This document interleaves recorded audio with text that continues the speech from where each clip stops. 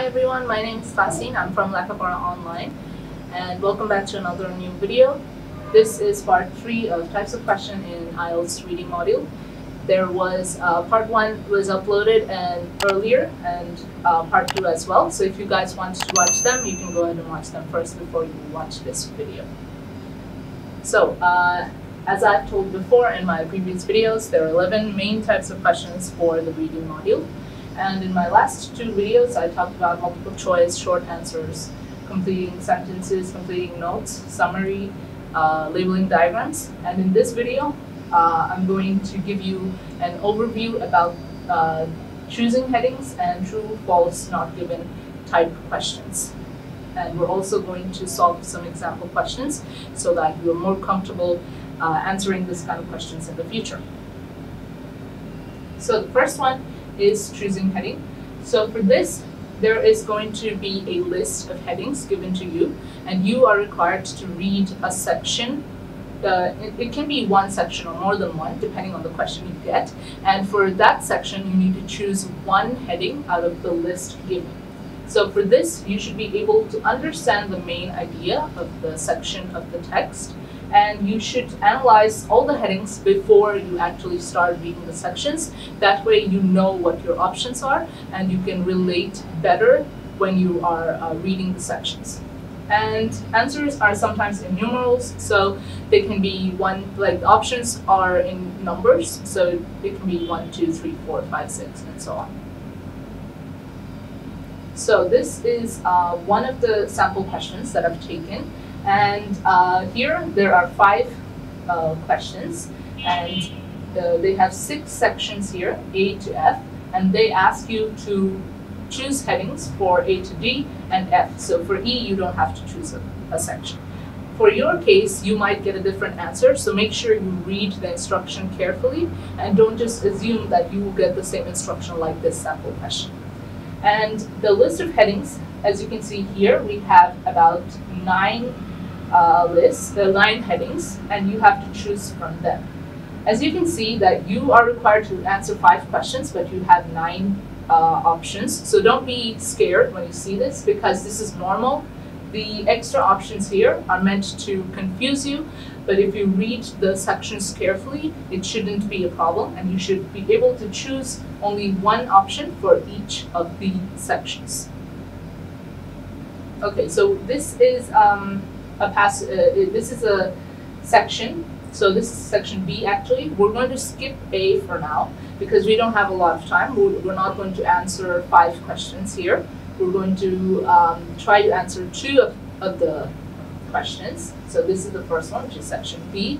So before we actually try to read this passage, let's take a look at the options first. So we have the first option is about trade agreement. The second one is about modern farming. Third one is farming and soil erosion. Fourth one is about government policy in rich countries. The 5th one is government and management of the environment. And the 6th one, the effects of government policy in poor countries. The 7th one is about farming and food output. The 7th one is the 8th one is the effects of government policy on food output, and the last one is the new proposals for world trade. So now that we know our options, it would be easier for us to choose one of these headings when we're reading the sections. So at this point, you can pause the video, read this, and try to identify which option this whole relates to, this whole text passage relates to. So if you're done reading, let's proceed and solve this question together. Okay, so if you start reading from over here, so it talks about the Earth's surface and how it is affecting, how farming is affecting the Earth's surface, and that the farming actually shapes 1/3 of the planet's land area, and the proportion of this, like the 1/3, it is increasing day by day, right? And world food output per head has risen by 5% between 1970s to 1980s. And the result of this increase, and so on. And then they also talk about the yields, how higher yields have been achieved by increasing irrigation, and so on. So if I highlight the key points here, it would be about farming, how it affects our surface. This actually is not the main idea, but this is a supporting idea, more of a supporting idea for this section. And then they also talk a lot about food output. They talk about food output here. They talk about higher yields, which is also related to the output, and better crop breeding, and so on. So what you should be able to identify which one is the supporting idea in this section and which one is the main idea. So the heading you choose should be based on the main idea of this section and not the supporting idea. So the effect of the Earth's surface over here, this is more of a supporting idea. So this should not be taken into account when I'm choosing the heading. But they talk about food output a lot. So they talk about food output here about yields, and about crop breeding. So it should be, the title should be related to food output. So I would say the general idea of that section was farming and the food output that we're getting from farming. So if I had to select from all of these options, let's go try to match this idea with all of these options and see which one matches best. Okay, so the first one is about international trade agreement. The section we read had nothing to do with international trade agreement, so we can cross this first one out. The second one is the environmental impact of modern farming. Well, they didn't really say anything about the impact of farming. They said stuff about how the food output was was rising and so on. And they didn't talk about soil erosion at all. So third one is also out. The effects of government policy in rich countries, there was nothing about government policy. So the fourth one is also out. The fifth one is about management of environment. There was nothing about environmental management, so we can cross this one out as well.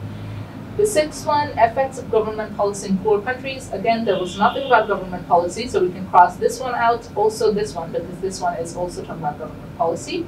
And the last one, before that, this point, which says farming and food output, is probably the best match so far, okay? So we're still gonna check the last one, just in case. So far, keep this in mind. Number 7 is the best match for our section. The last one, which says the new prospects for world trade. Again, our section had nothing mentioned about world trade, so we can't choose this options. So the best match for our section is farming and food output. So the correct answer is number 7. Okay, so this is another section that we're going to answer, that we're going to choose a heading for. So you can pause the video and read this section. This section is a little bit more tricky because there are supporting ideas which have been mentioned a lot. So make sure you are able to distinguish between the supporting idea and the main idea of this section. So if you're done reading, let's proceed together. So first of all, they talk about damaging environmental impacts. So again, here, as you can see, all these activities may have damaging environmental impacts. So this is actually continuing from section B. So all here is actually, it means they're talking about the in pesticides and insecticides that were mentioned earlier in section B. So don't get confused, okay?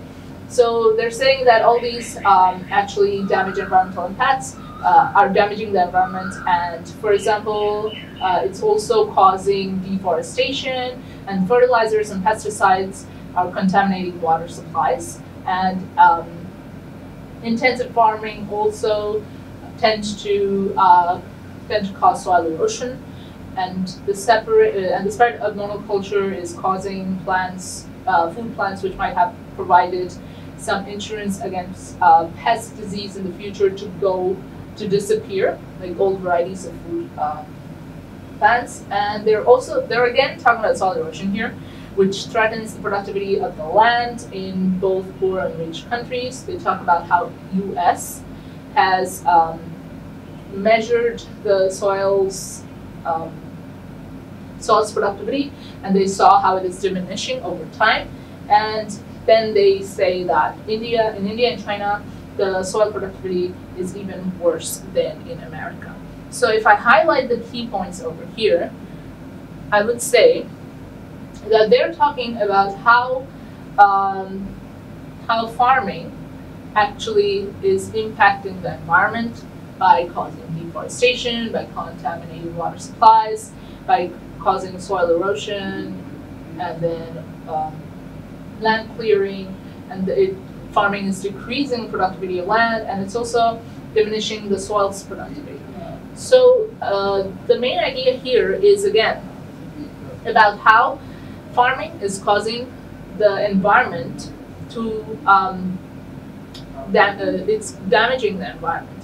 Another thing I'd like to say is, as I've told earlier, there is a lot of mention, actually 2 mentions of soil erosion, so one over here and one over here. So this is actually one of the things that farming, it's one of the impacts of farming, but soil erosion is not the main idea of this section, okay? Soil erosion is a supporting idea of this section, just like deforestation is also supporting, it's one of the impacts, so it's basically supporting your main idea, which is about all the impacts that farming is causing on the environment, okay? So the main idea of this section C, I would say, is things that are related to farming, that are impacting, that have an impact on land, water, etc.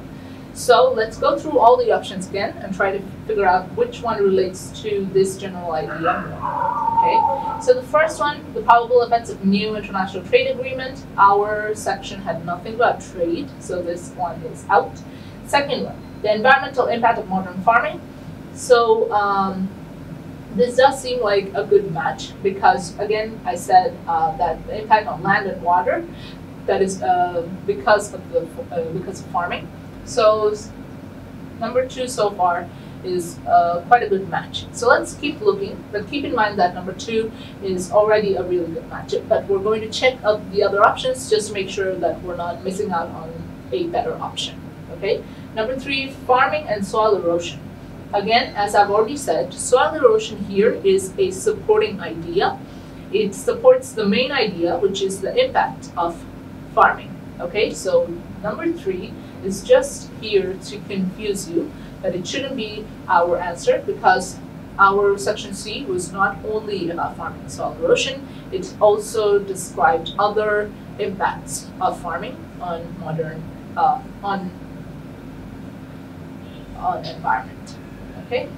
The next option, the effects of government policy. So we have nothing about government, so we can cross out number 4, number 5, number 6.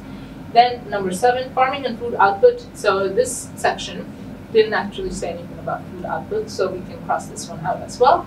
And the effects of government policy on food output. Again, our section didn't contain anything about government policy. We can cross this option out. And lastly, the new prospects for world trade. Our section had nothing about world trade, so we can cross this section out. So the closest match out of all of these, which is related to farming, that have an impact on things related to farming that have an impact on land, water, etc., would be the environmental impact of modern farming, which is number 2. So this is the answer. Okay. So that is all for choosing headings. Let's move on to the next type of question, which is true, false, and not given. So this is actually very self-explanatory. So you're going to be given a bunch of statements, and you need to decide whether or not the statement is true or false, or nothing about this statement is actually mentioned in the passage. Okay? So you should be able to understand the text passage. If you don't understand, you won't be able to answer these kind of questions. And you should read the text passage carefully and check information about the statement actually exists. Sometimes it happens when, for not given answers, people freak out and they think maybe I missed it somewhere, and they keep on reading the passage over and over again.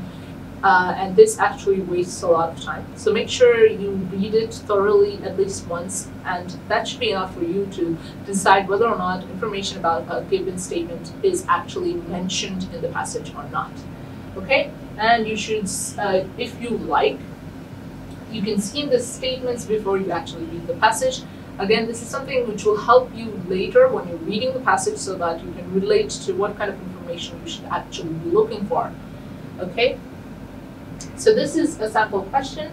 Again, don't think that you are going to be given the same instructions as this sample question. So you have to read your own instructions, so that you know exactly what you're supposed to do. So the question itself will actually give you a definition of true, false, and not given, so that you're clear about what these three represent.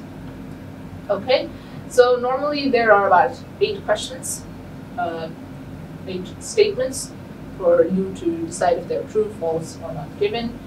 And we're going to try to solve some questions over here. So this is the passage we're going to use. Let's look at the questions first. So these, I've only taken 2 questions from 8, so that we can solve these, because we won't have time to solve 8 questions. So the first one, Marie Curie's husband was a joint winner of both Marie's Nobel Prizes. So let's try to highlight the key points here, so that when we read the passage, we know what to search for. So I would say that husband is definitely a key point. Joint winner is also a key point, and both is also a key point, because maybe Marie Curie won more than 1 point. Marie Curie won more than 1 Nobel Prize, and maybe she won 1 without her husband or something like that. So we have to keep that in mind. The second one, Marie became interested in science when she was a child. So interested in science is a key point. We have to look for it when we read the passage, and since childhood, so when she was a child. So that's also a key point. So after highlighting, these are the points we have to keep in mind. So husband, joint winner, both, interested in science since she was a child. So now you can pause the video and read the passage and try to find the points that we highlighted earlier, and try to find the answers for it. And after you're done, later you can match the answers with me and see if you were correct. So if you're done reading this passage, let's go through it together. So first of all, it says that Marie Curie is probably the most famous woman scientist who has ever lived, and she was born in Poland in 1867. She's famous for her work in radioactivity and was twice a winner of the Nobel Prize. So now we have some information about her Nobel Prize, about her winning a Nobel Prize. So she won twice. And it says, with her husband, Pierre Curie, and Henry Becquerel, she was awarded the 1903 Nobel Prize for Physics, and was then sole winner of the 1911 Nobel Prize for Chemistry. So she won Nobel Prize twice. So she won it once in 1903 with 2 other participants, and in 1911 she was the sole winner. That means she was the only one to receive this award. So we have to keep this in mind when we are answering the question.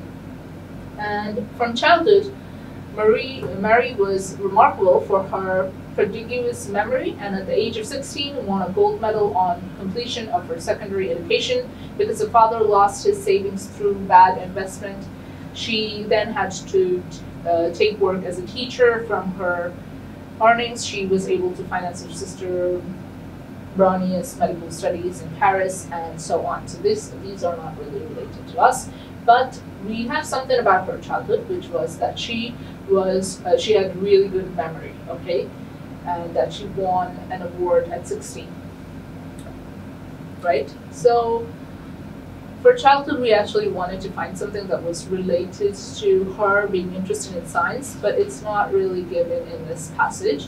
So we'll keep that in mind when we're answering the question, okay?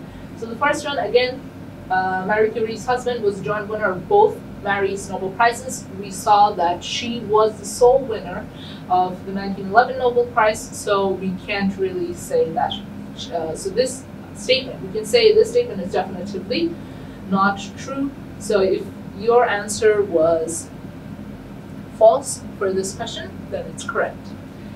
The next one says that Marie became interested in science when she was a child. Again, the only information about her childhood was that she had really good memory and that she won a gold medal when she was 16. So we can't definitively say that we can't say anything about this statement because it's not given in this passage. So the answer should be not given. Okay. So that's it for this video. So hopefully you enjoyed this video. If you did, don't forget to click the thumbs up button and subscribe to Lekhapora Online. And I will see you in my next video.